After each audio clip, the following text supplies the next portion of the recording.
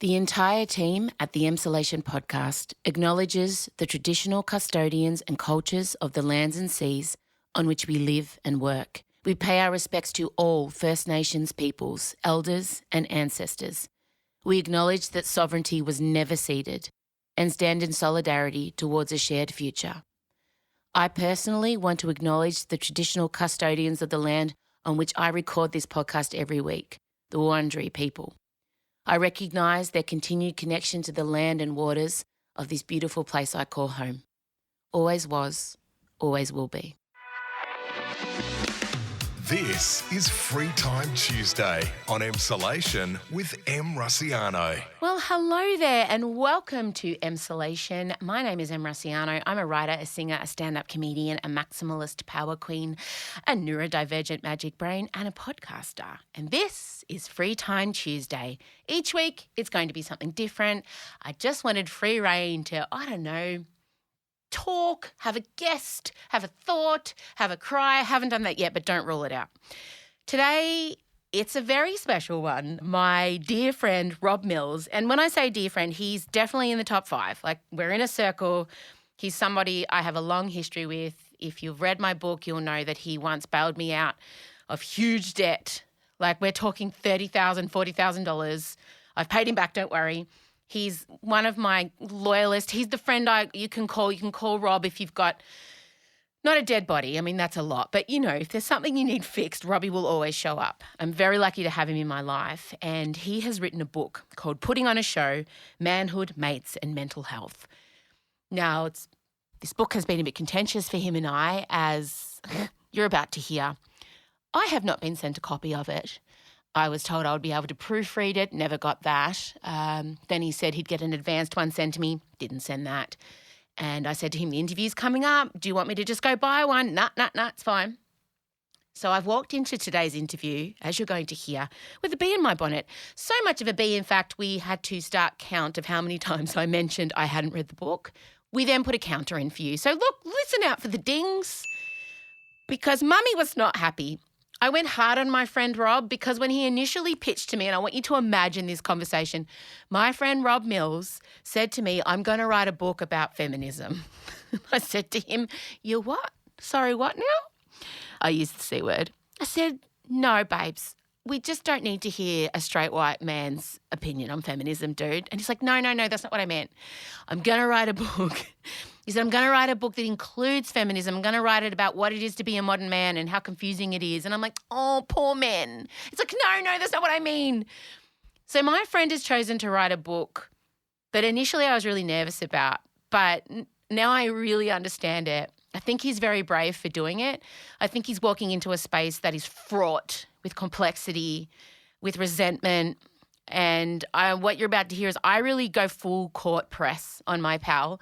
I went hard in on him because I wanted to ask the questions I know a lot of you would have around Rob Mills writing about manhood and what it is to be an Australian man. And, there's been a lot of discussion in that area of men are feeling lost and confused and bewildered and they don't know what is masculinity and all these things. And a lot of our response to that is, oh, poor men, which I say quite a few times also. Could probably put a counter on that. But I think Rob's choosing to come at this hoping to act as a conduit to both sides because he is a conduit to both sides. The Rob Mills, if you've bothered to kind of partake in our friendship, which we've put out there, you'll know that Rob is so much more than the guy who was on Idol or the musical theatre guy, the Christmas Carol guy, the song and dance man with the white teeth and the handsome face. He's so much more than that, but I don't think he's really let the public see that side of him.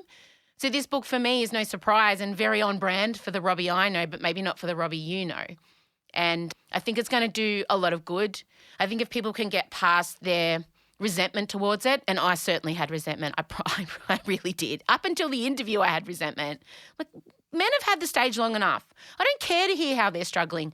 But the fact is, men are struggling. And as much as we are annoyed by that or resent that, it's the truth. It's not going to go away if we ignore it or make fun of them. And I do make fun of it, but I really deeply understand that there is a domestic violence issue in this country, in a lot of countries, because boys are told not to express their emotions and they repress them. And angry boys turn into angry men and angry men hurt people. They hurt the women they love. They hurt their children. They hurt their friends and family. They hurt themselves. So while we may not want to talk about it because we're sick of centering cis het men, we have to talk about it. And Rob has decided to tackle that, and I think it's extraordinary. What you're about to hear is two friends sparring. I ask him the hard questions, but I want you ultimately to understand, just in case this didn't come across, I support him. I support this book. I encourage you to go and read it, and I encourage you to try and get the men in your life who may not be equipped or comfortable with dealing with their feelings and talking about their emotions to also somehow consume it. I would suggest that you send this podcast to them, maybe as the first port of call. So enjoy my chat with the wonderful Rob Mills. This is Free Time Tuesday on Emsolation with M. Russiano. I love a big black one. I love that we've come in on I love a big black one. Do you know, this is my favourite green juice. Do you not enjoy it? All right, I'm going to guess what's in it. Yeah, go. Apple, Yeah. spinach. Gee, this is a riveting podcast thus far. It's what people tune in for. We're not recording now. Absolutely, I am. Of course I'm recording. Are you? Of course. Don't record this. That's when all the good stuff comes. Before people think they're being monitored is when you get the gold. This is Big Brother. Yeah, go. Ginger. It's all green. Ginger's not green. You know what I'm saying? You've lied to me. Shit. Is it Yeah? kiwi fruit? No. It's a really healthy kale, spinach, ginger, apple. It's got to be some spirulina or dirt. No, in it. no. Really? What else is in it? Cucumber. There's a lot of cucumber. That's what you're tasting. That's it. There it is. Yeah, I have a green juice and a coffee from the cafe down the road. He's putting it under his eyes, guys. It's the cucumber. Roberto, Rob Mills, welcome to Emsolation. Thanks for having me. I love you. I love you too. There's a but. There's such a but at the end of that. Well, I think it's... James, are you recording? I heard it already. I heard it. I love you. I love you, but I think it's worth pointing out this is the first time you've really encountered Emsolation in the 2.5 years we've been on, because you haven't listened to one fucking episode of my podcast. I've listened to the bits of it on the Instagram. It comes through in my feed, and I double tap. Sometimes I don't get through the whole thing, but then I double tap and go, oh, that was good. I like it. What are you afraid of? Are you afraid of my brilliance? No. Are you afraid of, like, intense love and / jealousy and arousal? Like, what is it? Because I'm just feeling like there's a theme. Rob has a book out, putting on a show, Manhood, Mates and Mental Health. Nice alliteration. Thank you. Well done. Thanks very much. That means a lot to me. I love alliteration. Me too. You love what? How do you say that word?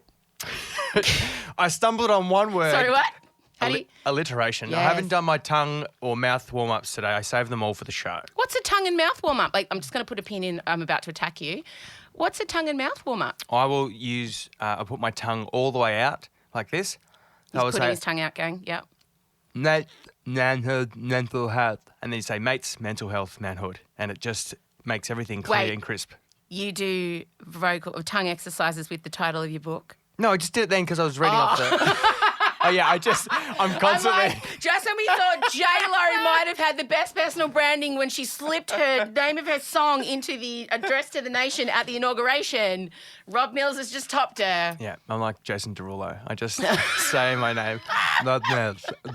That's my warm-up. It's a personal affirmation thing every day. No, good. I use it for the show. So I do. Hairspray is referring to. Thank you. It's still on here in Melbourne. Is this coming out? Going everywhere. It's going out on Monday, next Tuesday. Oh, great. Then it's the last week in Melbourne. Amazing. It also goes out nationally. It does. And internationally, this show. So you can plug where it's going next if you Oh, like. I thought you meant that the show goes to Adelaide and then goes to Sydney. Yeah, those people listen too. Where can they get tickets? You are the worst. I don't know. I don't oh know where my people God. get tickets from. They just type in hairspray on the internet. Wow. Here's Rob Mills doing PR. Google it, guys. I'm not very good at it. No, you're not. I don't know why I'm still here. I'm glad you brought that up. Yeah, go. You're not very good at it. What? At what? I don't have a PR. Oh, no, I'm dreadful. I don't have a copy of your book. I would say I'm on the inner circle of Rob Mills. Put your phone. Is your phone making noises? I can't. You know I have ADHD. My phone just told me. You have ADHD. No, my watch just told me that I'm off to a great start. Thank you. This is I'll off be to the a great judge of start. I'll be the judge of that. It's off. No, I forgot what I was berating you about. You said... I don't have a copy of your book. Oh, I would say I'm on the inner circle of Rob Mills's friendships. Yeah, definitely. I would say I got a phone call pretty soon after you got engaged. Yep. Driving after you did it. Yeah. Yet couldn't really get a copy of the book. And generally how these things work is there's a PR copy sent out. There's ones that haven't been edited yet. Like this could happen months in advance. Yeah. But I want to go back to the time when you told me you were writing the book. Yeah. And you said, I'm writing a book. Yeah. And initially you talked about how you wanted to write about feminism. Yeah, I wrote a bit about that. Yep. Great, because what the world needs is more straight white men having opinions on feminism. Just to be clear, Yeah, I did great. interview a lot of women about it. Can I ask a next question? Yeah. Why? Because I keep reading all these reviews in this book that he's interviewed friends. Yeah. I wasn't interviewed. You've got a lot going on in your life. I always make time for Rob. I wasn't interviewed. Is this a bugbear? Is it a legit bugbear, or is this an installation podcast bugbear? I just know that you said to me, I'm writing this book. Yeah. I want to get your opinion on it. I want to get your eyes on it. You said that a few times. You did. also said that, no, I've never seen a word from this thing. You never sent me one thing. But we discussed things, so that is enough for me. So we discussed things. So we I've discussed things. Yeah. So is my name in the book? yeah. It is. Yeah. How is it in there? How does it appear? It's like a thank you. I think it's in there. I mean, there's nothing like, I don't think there's any direct quotes. Right. But there's definitely, there might be something in there about me wanting to talk about feminism and you saying, you can't talk about it. So I think that's in the book. Amazing. Yeah, I think. But then you went on to write about it anyway? I didn't talk about feminism per se. I just talked about equality is what I was going for. I interviewed a lot of women about this, You have interviewed a lot of women. yeah, but about what it is to be an Aussie man, what it is to be an Aussie bloke Okay. in a post-Me Too world in which we live in, and how we can best have better conversations, how blokes can learn how to go deeper, and how they can communicate better with their friends and with their partners. Yeah. And by this stage, obviously honesty is the best policy, which we all know. And then we have these conversations. You know, I recommend going for a walk with your friend or your partner or your family member, and then you don't have to make direct eye contact with the person because you don't feel as judged. Like I'm not judging you. That's time has passed. The judging occurred long ago. It's just full blown resentment. No, not even that. I'm just disappointed. You've gone full parent. I'm not mad. I'm just disappointed. No, look, I've just been finding it increasingly harder to get my hands on a copy, and I'm like, It's selling out. and then I. I couldn't say a straight face. And then I had to harass you to come on the podcast. And I see you going, and every man and his dog's podcast, but not mine. Well, as I said, I don't like to. This is actually a thing that I have. I don't, and this is a thing I talk about in the book, that blokes don't like to burden their friends or don't like to ask for favours. And it's something that we've got to get better at. This just goes along the lines of talking about our problems or talking about our issues. We don't want to be a burden, so we don't actually ask for help. This is a legit You're going thing. into radio voice. Don't do that with me. I'm Just not- be normal. Just Don't do professional Rob voice. Just do Em and Rob voice. This is actually the thing. So you felt weird. Yeah, I feel weird to Don't ask. worry, we're going to talk about the book. You don't have to keep relating it back to the book. We're going to do a whole thing. I feel weird This about episode's asking. going to be called By Rob's Book. I feel weird about asking for favours. Why? No, you don't. You've Yeah. asked me for stuff before. Like what? I don't know, just little things. I ask for like advice and Yeah. like just chats. But you felt weird asking to come on my podcast. Yeah, I feel weird. Don't ask. Don't. That's so like, It's weird, right? no, it's not weird. I'm weird. Weird's fun. That's dysfunctional. That's a breakage. Well, that's good. Yeah, it's not weird. Which I explore a lot throughout the book. There's a lot. There's a lot. Stop bringing it back to the book. We get it. You've written a book, putting on a show, Manhood, Mates and Mental Health. I do. All right, okay, good. I've picked my bone. Yeah. I will read it. I'm going to read it, and then I will write notes in the margin, and then I'll send you the book. I look forward to. I hope people will write notes in the margin. Yeah. Like I think that's important with a book that you sometimes can't do with a film or a movie or a walk and chat with a mate. Like a book, you can actually self-reflect as you go along. I do that, but I will just be reflecting on you. But what I want to ask you is, I'm going to be brutal. I'm going to ask you the questions only someone who loves you can ask. Go. I'm ready. Why do people want to buy a book by the bloke who's like on carols and the musical theatre and like, to be honest, and you and I have had these conversations so often. What's your brand, man? And you have been struggling with this for so long. Yeah. Because everyone knows with me, what you order on the menu, you know what you're going to get for a meal. Yeah. Okay? No, you're getting a smorgasbord. Yeah, thank you. Yeah. But you and I have talked a lot about post kind of you trying to figure out who you are. And you've been going through a semi-midlife crisis since you're about 27. That's right. There's a quarter-life crisis that's moved into midlife. It just never ended. Yeah. Trying to figure out who the fuck Rob Mills is. Yeah, so I did that with the book. That was the thing. Using the book to work on that. Work on the self-reflecting. What are the things that make up me? So how do you think the public view Rob Mills? Honestly, how do you think people view you? And then I'm going to ask you, how do you want them to view you? I feel like they know me as the guy who does a bit of musical theatre, the guy that was on Idol, and he's sort of semi-attractive, semi-funny bloke. Mm-hmm. He's just a bit vanilla, maybe. But they don't know that he's inquisitive, that he's interesting. Wait. Oh, sorry. We're going to go there. Go. I know that everything you've just said is incorrect about you, but I would put to you, you don't allow people to see the other sides of you. Because anytime I see you on social media, you're smiley, hey, I'm doing this, hey, I'm doing that, hey, look at this guy. Yeah, everyone does that. No, I think You don't think so? I don't do it. Oh, sorry. I will say majority of the people. I think the people who are successful, especially the men who are successful in the areas in which you want to be successful, they're not afraid to be vulnerable. Oh, yeah. Right? And I think you are someone who's not afraid to be vulnerable with your friends and your family. But I think this book may have been you finally realising and wanting to be, not that I've read it or I have any fucking idea. It is. Wanting people to see the soft underbelly of the shiny veneer that is Rob Mills. Not just that he's Rob Mills, but also of the majority of blokes in this country. Right. That's the thing. How do you want people to see you? What do you want people to feel about you when they see your face? Honesty, authenticity, and someone who's just open. We use this term vulnerable all the time, and I think it's scary for men. They don't want to be vulnerable. They see that as a sign of weakness. Yeah. So what if we just change the term? I talked to Tommy Harkin about this in the book, and he's like, what if we just change the term to like openness? Who's Tommy Harkin? Tommy Harkin works for a company called Tomorrow Man. He goes around to does workshops for high school kids and mainly for boys. He's doing Tomorrow Women as well, with women coaching those workshops there, even before you start. What about non-binary people? Is he going to be focusing on them also? Absolutely. Good. Yeah, he's open to everything. And he also goes into corporates and gets them to self-reflect and talk about their problems. It's basically trying to empower men to be more vulnerable, or as he likes to call it now, open, which I think is a much better way of maybe framing it. Yeah. You and I have talked about this, the different ways that we can frame the word masculinity, how we can, like if you look up in the dictionary at masculinity says having the traits of a man. Yeah. What's that? That's it. What is that? What is a man, pray tell? Exactly. And this is the problem, I think, and it's extremely nuanced and complex, the idea of gender and gender roles, and it's not something that you're going to solve in a book. No, but what I'm going to do with the book and the point of it, and this goes back to what you think, what do I hope people get out of it, what do I hope they see, is someone who isn't afraid to start conversations, to be inquisitive, to be authentic, to be honest.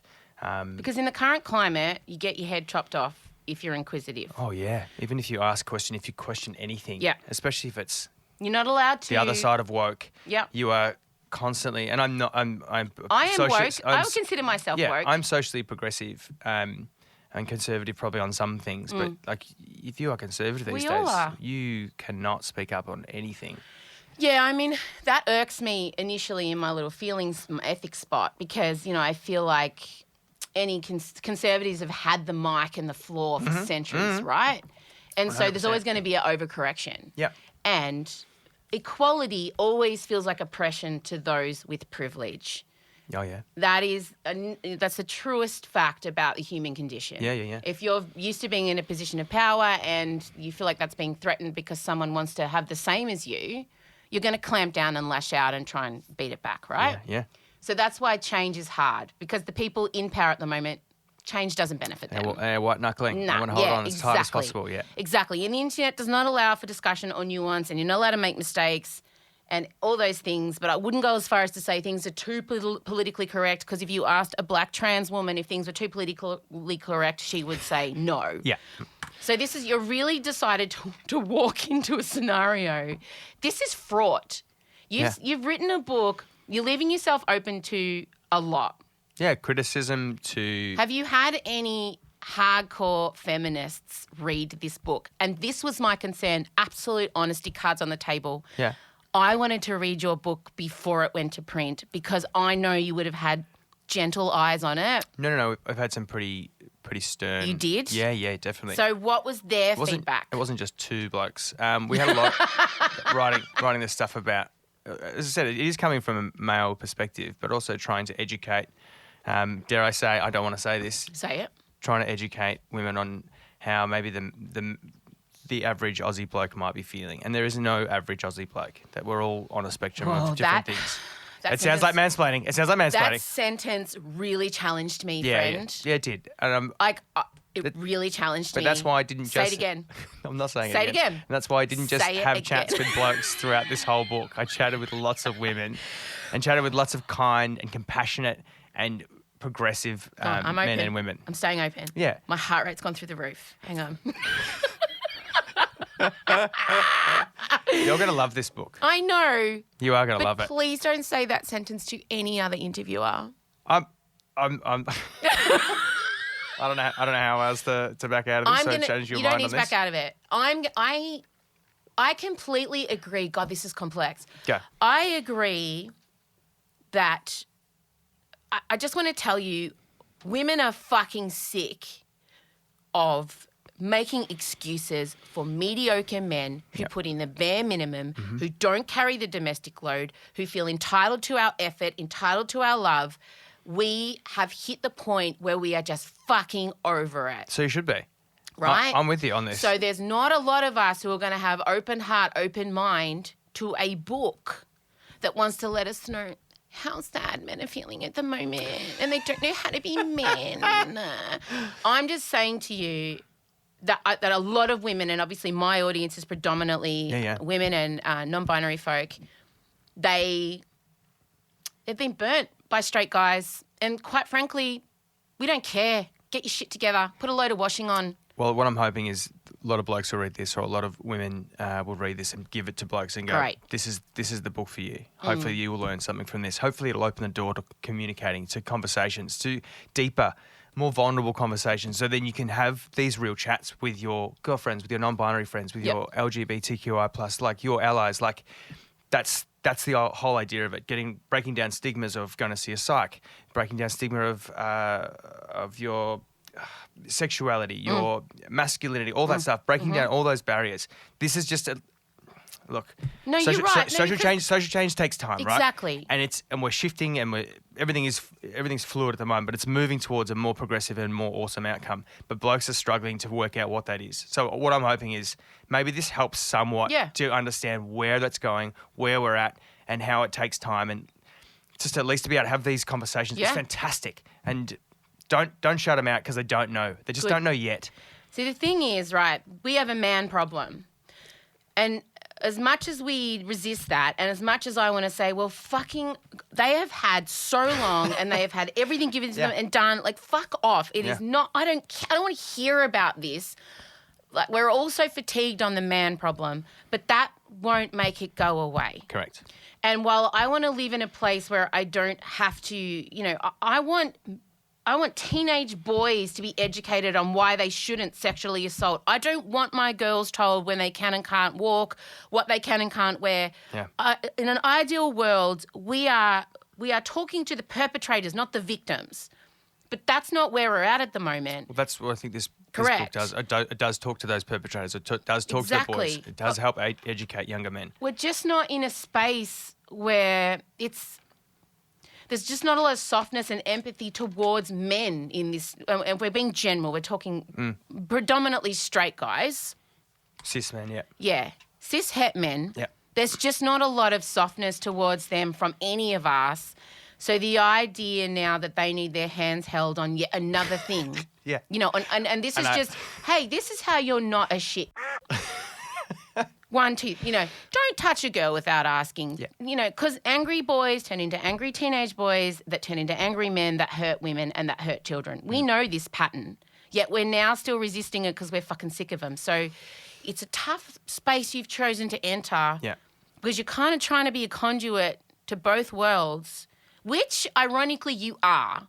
And I'm glad you brought up the gender stuff and the sexual fluidity because I think the reason you've struggled to land in, say, a brand area and am I for blokes, am I for women, am I for girls, am I for teenagers, whatever, is because...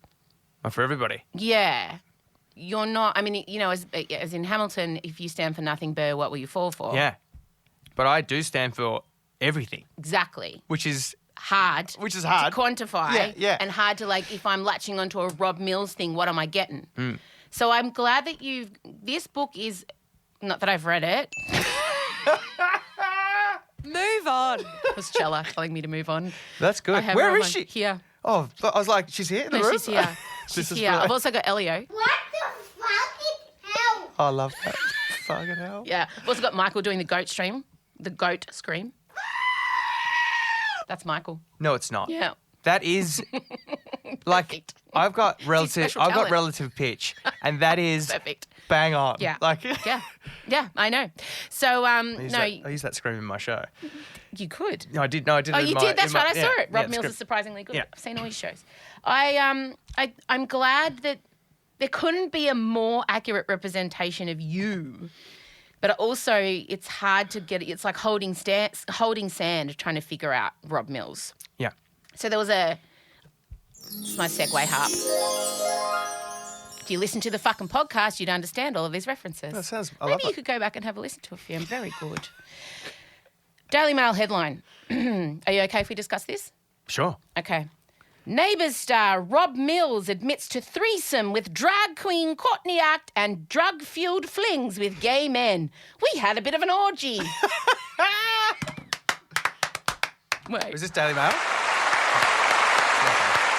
Hi, gay. Very good. Very good. Love it. Wow. So Marcella sent me that screen grab. Yeah. Because What are her thoughts straight away? She said she just wrote spicy. Good. Yeah. Yeah. But great. she already knew all this. Exactly. Marcella knows full well Uncle Rob's history. Yeah. And loves it. We all love it. Yeah. We've all known this about you for many years. Yeah. But when I saw this headline, and I know you pretty well, I was like, he's going to be pissed off. Not about the fact that the orgies with the drag queens, that's amazing. Fine. That's fine. More about the fact that they've taken a tiny portion of what I know your book was not about Yeah. and made it into orgies with drag queens. Again, amazing. I'm not against that. Yeah. Also, I've been corrected. Shane has also reached out to me and said, an orgy is not 3 people. That's a threesome. An orgy is way more people. So I was like, okay, good. I'm educated now. I just feel like surely you've had orgies. No, never. You've never had more than 3 people in the room? Never. I don't believe you. Never. Really? But definitely interested. I know Georgie is like, Georgie will listen to this and go, What? What Hello to your are you doing? fiance, Georgie. It's not going to happen, babe. I know. So sad. And this is part of the reason also. So a straight dude sees this headline. Oh, yeah. Are you worried? No. Why am I? What would I be See, worried this about? is the complex area you're in though, But right? why would it? So this is my thing is to You have want these. them to read the book. I want them to read the book. But this is the headline about the book out I know, there. which is disappointing. So the whole. But he's not saying it's disappointing drag queen orgies / threesomes. No, it's amazing. Love that. Tick. Had a great time. Amazing. It's in my 20s. Like, So this is- great. Yeah, Oh, living my don't best worry. life. Rob Mills fucked so much stuff up for Australian Idol season 2. So many opportunities. I'd be like, oh, we're getting to do that. No, what? Sorry, Rob and Shannon. Oh okay. yeah, we did some things. Threw up, had orgy, threesomes. Jumped on the roof. Yeah, jumped had from a people- roof, got injured. Police were called. House parties. Mm-hmm. Yeah. Thanks for that, dickhead. Sorry, had a great time though. I know. I heard all about it from everybody that worked on the show. So I'm not disappointed. I'm disappointed that they haven't read the whole book. So this is like a mere small paragraph in the book, and it's basically I'm trying to make sure blokes, women are creating safe spaces so then they can have deeper, more thoughtful conversations with their partners, with their friends, with their family. if I don't create, if the only way to create safe space is if you give up something of yourself, Correct. if you're vulnerable. So I'd be lying, and I would not. The book wouldn't be doing what it's meant to do. Did you check with Courtney? Yeah. Oh, good. Yeah, absolutely. Of course it did. So I would be doing myself a disservice. I wouldn't be being authentic and honest if I didn't put that. So what I'm doing is creating a safe space to say, hey, this is what's happened. And there was a lot of shame, guilt around this. And I think for a lot of men, a lot of young men and women, trying to work out how to have those conversations with their parents about how they feel about something, or how something happened with a friend, or something happened with a... But even the pressure to label it. Correct. You've been fighting that as long as I've known you. Correct. But also not something the public know about you. Yeah, which is... How do you see yourself as queer? Would you put yourself in the queer category? I would. Sure. Like as I said, I don't like But labels. don't you feel like that leaves it open for everything? Yeah, great. Let's go with that. But How do you... I mean, you don't have to, by the way. I don't... But I have don't you really... ever identified as... No. You've never identified as gay. No. You don't identify as straight, do you? Or you do? It doesn't matter, by the way. You can tell me to fuck off. No. I've thought about this, and I talked to you about this the other day. I've got gay friends of mine that have worked so hard to have these labels and they're such great. Hence why we have the letters. We have the LGBTQI plus. We have them. There's more. The plus is right. But Gen Z are fighting those labels. My kids don't want them. Great. Then just allow people to have that opinion and have Gen Z, the Rob Mills of the world, also to have that. Because if you had have existed now, you would be. I just feel like if you were being 20-year-old Rob Mills right now, yeah, there would have been a different outcome for you. Because I think there was a lot of... There'd be a lot more orgies, is that what you're saying? Maybe. Less dickhead douchebag behaviour, because you engaged in a lot of that. But I think it was because that's just... you were angry and unsure about stuff. Do you think? Did you ever feel... Possibly, but I think that was just growing up in the suburbs, maybe... Because you come from uber alpha men, by the way. We should point out, like footy club sort of footy, stuff, baseball club. Yeah, like Yeah. You change when you get around your straight friends. I see it. Oh, I like it though, but that's also a part of me that I really love. This is something I was talking to a mate about this the other day. I really love that side of me, and I don't think I change. I just feel like it's definitely a part of who I am. But I also, when I got into musical... Don't you feel like you're putting on a... No, not at all. Because I don't get that from you, and Georgie doesn't get that from you, and like the people closest to you, you don't... So this is a thing that I talk about in the book, is this blokes have this safe space that women maybe don't quite understand. And I... That sounded horrible. I know your eyes lit up. My eyes lit up. I felt sick saying that. But we need this safe space to go. I love you. I know. Hear me out. Just hear I'm me out. hearing you out. Hear me This is a safe space. I love you, but you are walking. I know. Into I know. Just hear me out. Look. I write it better in the book than what I'm saying right now. I wouldn't know. I haven't read it. But we need this. For some reason, I don't know what it is, we need this safe space of blokey, banter, stupid stuff, which is misogynist. It's sometimes sexist, but it's disgusting. Right? You might call it you might call it, right? But it's also a place to get it wrong, to fail, but it's not how we actually feel. No, Rob. You don't think so at all? Because these are the environments where the changes need to happen. And if you are all in an echo chamber slapping each other on the ass because you need to be going, Robbo, that's a bit sexist, mate. Am I that all the time, though? I don't know. Am No. What I'm saying is when you're in these sacred man circles where you're being disgusting and doing whatever you do, yeah, is anyone in there talking about misogyny, consent, equality? In my groups, for sure, 100%. In the man circles, your man circles. Just when you say men's circles, do you mean just blokes hanging out at the pub? Yeah, when you said like when we got together and we got to men, women don't get it, and your voice got lower. I'm not saying you don't get it. I'm just saying it is also a different space for men to go and fail and be stupid and be... But in those spaces, are you educating each other or are you just being gross? Is it possible to do both? I don't know. I don't think so. So I think it is. I think it's possible to do both. Yeah, I have friends that Yeah, that can do both. Yeah. They're the blokes that I choose to hang out with. Okay. I don't choose to hang out with blokes who are just doing the negging, who are just doing the misogyny, stupid sexist chat. They're not my friends. They're not the blokes that I hang out with anymore. I've made Evolved. Well, She's yeah. evolved, everybody. She's having orgies with drag queens and talking about footy. He's the modern man. You're a Renaissance man, sir. There it is. But I think what I'm saying is I think this can exist. I still think you can have that space to go and... Absolutely. And you're the prototype.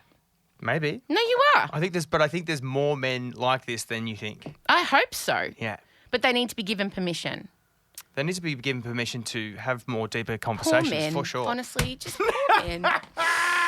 Poor men. They just don't know how to do it. We're not very good at Oh, poor men. You know, they've just had such a hard go of it for so long. And I'm so glad that this book has come along. No, I'm joking.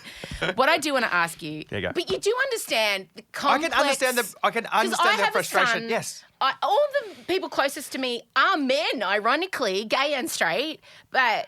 My son, my dad, you, Michael Lucas, Yeah. Ben, my husband, like I have all these men I love. I'm not a man hater. I fucking love men, Yeah. right? Yeah. I love them, but I am worried for them, but I also am sick to death of making excuses for them. I don't want to make excuses for men. So it is on men to improve men. Correct. Right? So let's talk about that. What did you learn? What was the overarching thing that you learned? Poor men. What are men battling with the most? Like if you had to say... They don't self-reflect. Okay, So good. they don't know who they are. Talk about this. So that's overwhelmingly from all the people I interviewed, we don't self-reflect at all. Like, Why? For fear of finding out who we are. I don't actually. And why is that why is that scary?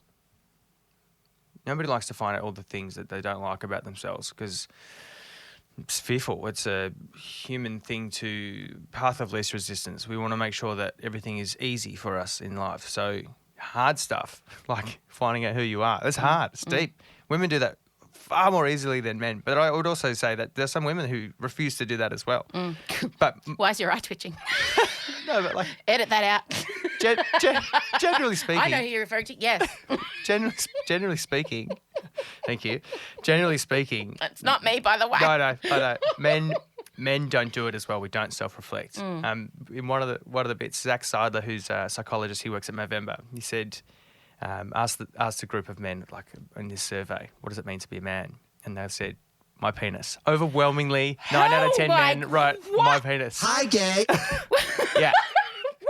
That's what it means to be that's the level. my penis. Yeah. But what about all my trans male friends who may not have those things? This was in this survey that was done. Oh, of right. cis- No of trans- of no cis- trans of cis- men of- were in this survey, consulted. cis straight men. No. Of this specific survey Was just- cis straight men. Right.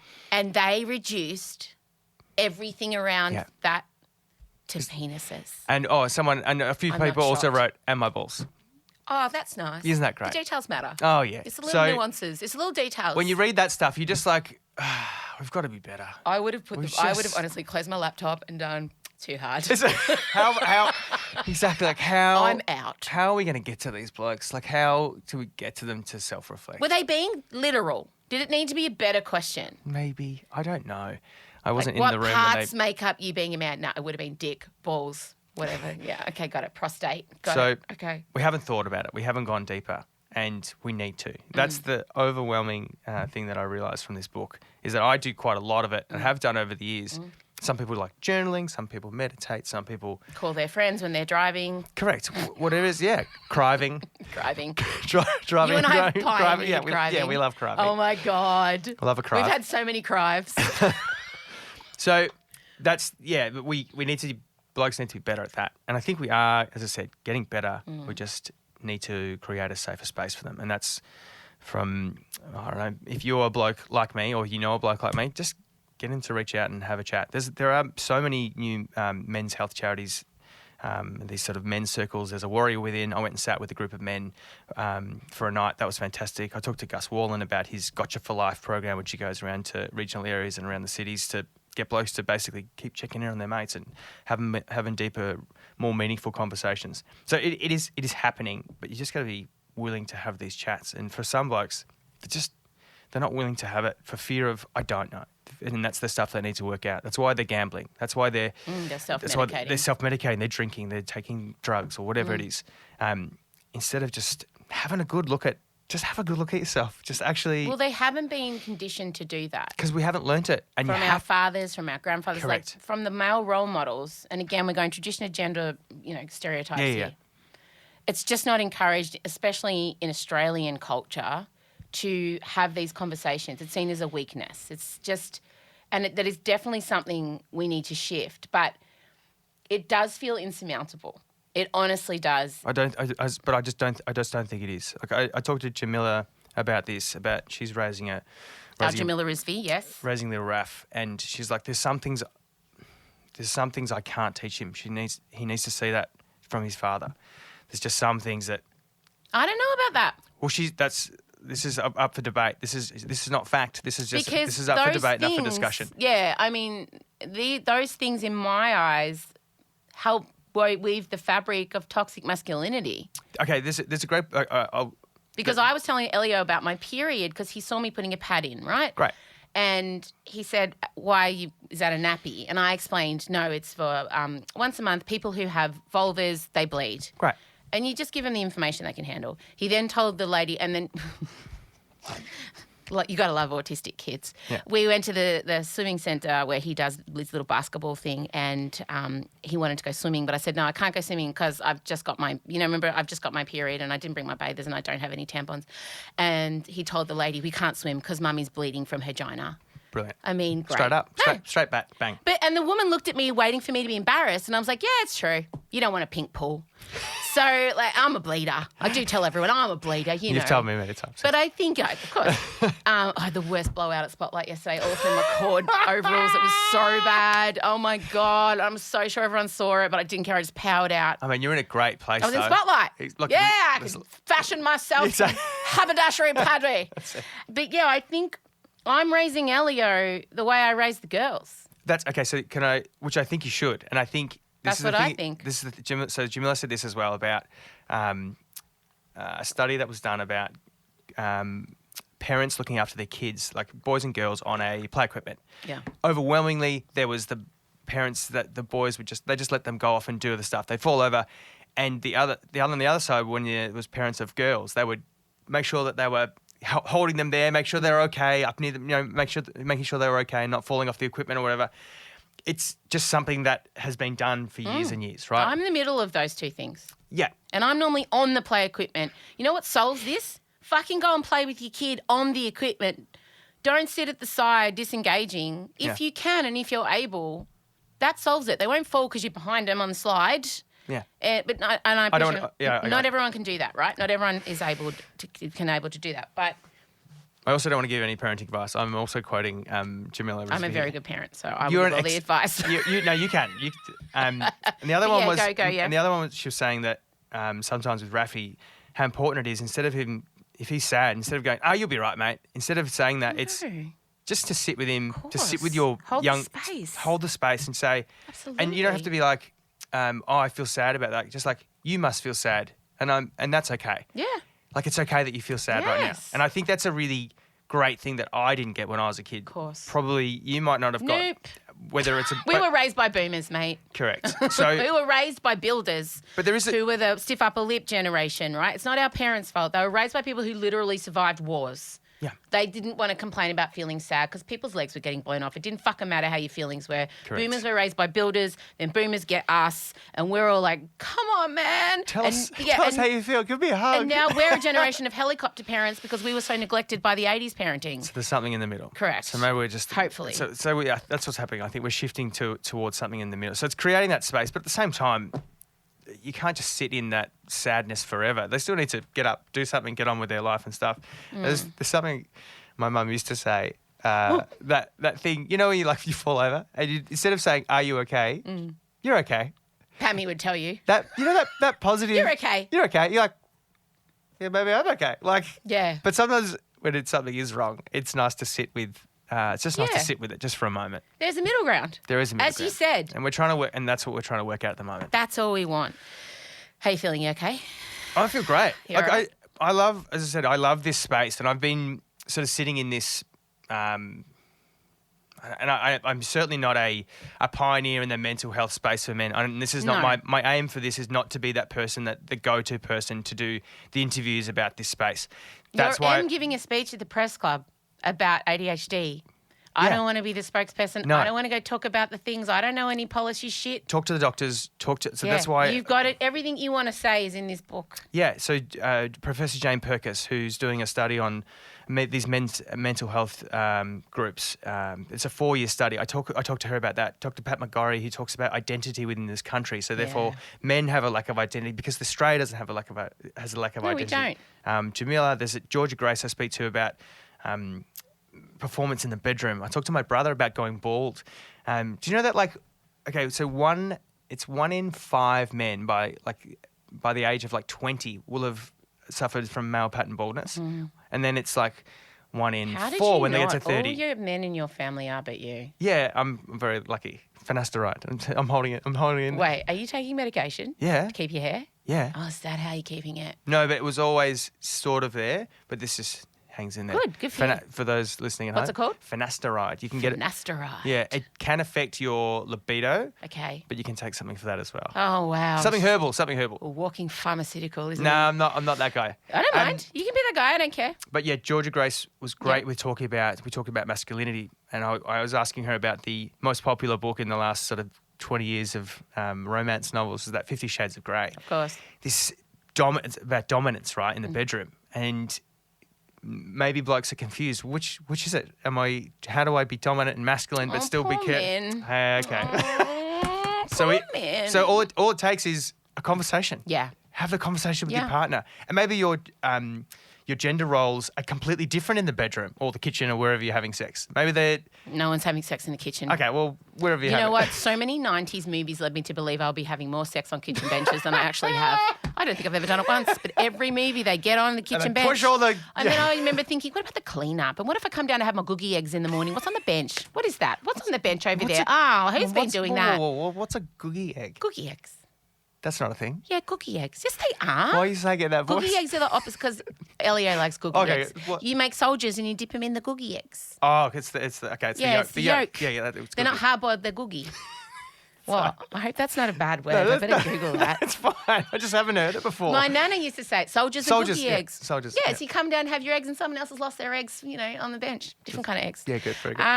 So yeah, the interviews, there's lots of people that I interview. I kind of wanted to, I read Lee Sales' Any Ordinary Day a couple of years ago, and super traumatic, and could never pick that book up ever again. It was so beautiful, but I cried. Whoa. And what I loved about putting things into perspective. Correct. And what I loved most about the book was obviously, putting things in perspective. Mm-hmm. Every single thing. But then you're learning with Lee. Yeah. So when you're reading it, she's self-reflecting on her own life through their experiences. There's your stories in the book, right? That's how I wanted to do That's it as well. how the drag queen orgy came out. Correct. And what lesson, pray tell, did you learn after the drag queen orgy? This was a sexuality conversation. Oh, sure. Was this story in there talking about you? Because I haven't read the book, guys. I don't know if you knew.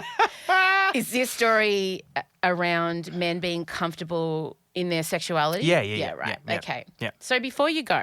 Yeah. Yeah. Love that. I want a simple, why are people... Because a lot of people listening now will have men in their lives who fit the bill, the traditional stoic. Like, I'm married to someone who is toxically stoic, right? Tied up a lip. Yeah. Dudes. And, and they're just dudes, right? Australian dudes. And maybe not even Australian dudes, American dudes, whoever you're married to, Chinese dudes. Every culture has their own version of the dude. Yep. How are they approaching getting them to read this book, but also how are they approaching the things in this book?